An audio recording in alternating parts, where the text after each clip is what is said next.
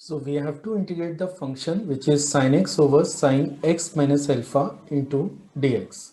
So let's see how we are going to solve this problem. First of all आपको क्या करना है कि ये जो डिनोमिनेटर में वेरिएबल आपको नजर आ रहा है which is x minus alpha, आप इसे नए वेरिएबल से रिप्लेस कर दीजिए, just replacing it by t. So just taking it x minus alpha is equal to t. अब क्योंकि आपने x को t में कन्वर्ट कर लिया है तो ये जो dx है इसको भी dt में कन्वर्ट करना पड़ेगा. तो हम लोग यहाँ पे लिख सकते हैं कि dx is equal to d of t के, मतलब मैंने इस पूरे एक्सप्रेशन को बोथ साइड डिफरेंशिएट कर दिया है.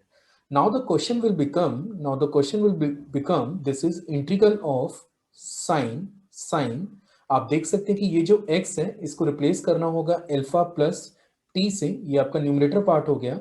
और डिनोमिनेटर में अगर हम देखें तो इसको हम लोग डायरेक्टली लिख सकते हैं sine of t and this is d t के. And now finally this is the problem. अब देखिए न्यूमरेटर में आप देख सकते हैं कि यहाँ पे we can use the formula of sine A plus B.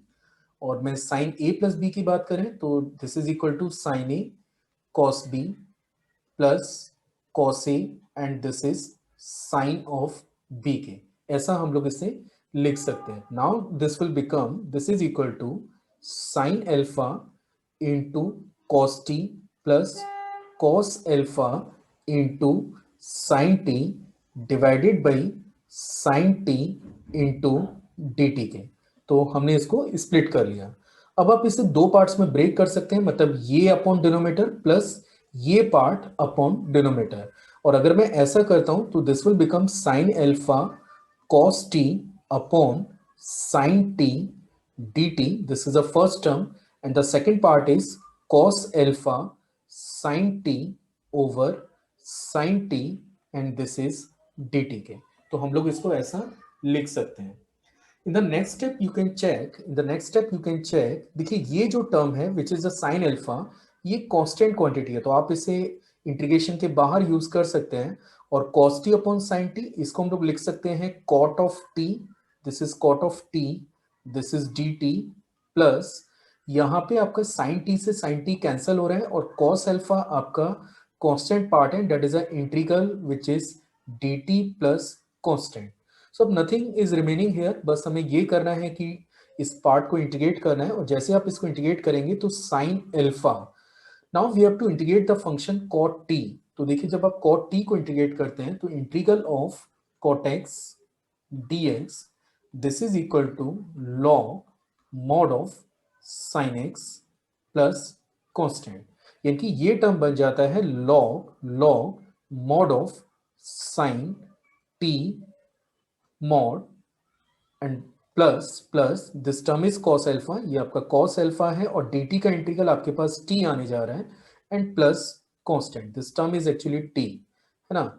अब आपको याद करना चाहिए कि स्टार्टिंग में आपने क्या रिप्लेसमेंट किया था. आपको याद होगा कि आपने जो रिप्लेसमेंट किया था वो था x माइनस अल्फा को आपने t से रिप्लेस करके रखा हुआ है, मतलब जितने भी t हैं हम लोग उसको x माइनस अल्फा से रिप्लेस कर सकते हैं. तो means this will become sign alpha log mod of sin x minus alpha, मैंने t की वैल्यू रिप्लेस कर दी है, this is mod plus t की जगह फिर से x माइनस अल्फा मैंने सबमिट किया, ये t की जगह x माइनस अल्फा सबमिट किया और इसके बाद cos अल्फा प्लस कांस्टेंट. अब आप देखेंगे कि थोड़ा सा और मैनिपुलेट हम लोग इसे कर सकते हैं. मैं आपको बता देता हूं अगला step. Sign alpha log mod of sine x minus alpha, यहां तो कोई चेंजेस मैं नहीं कर रहा हूं. अगला टर्म मैंने बनाया है x cos अल्फा और एक टर्म है minus alpha cos alpha plus c. अब देखिए ये पूरा डाटा एक कांस्टेंट है, ये भी एक कांस्टेंट है, मतलब आप इन दोनों के सम को एक नए कांस्टेंट से फिर से रिप्लेस कर सकते हैं. So you can write it this is equal to sine alpha log sine x minus alpha का mod plus x cos alpha plus a new constant which is c1. And finally this is the answer for the given question.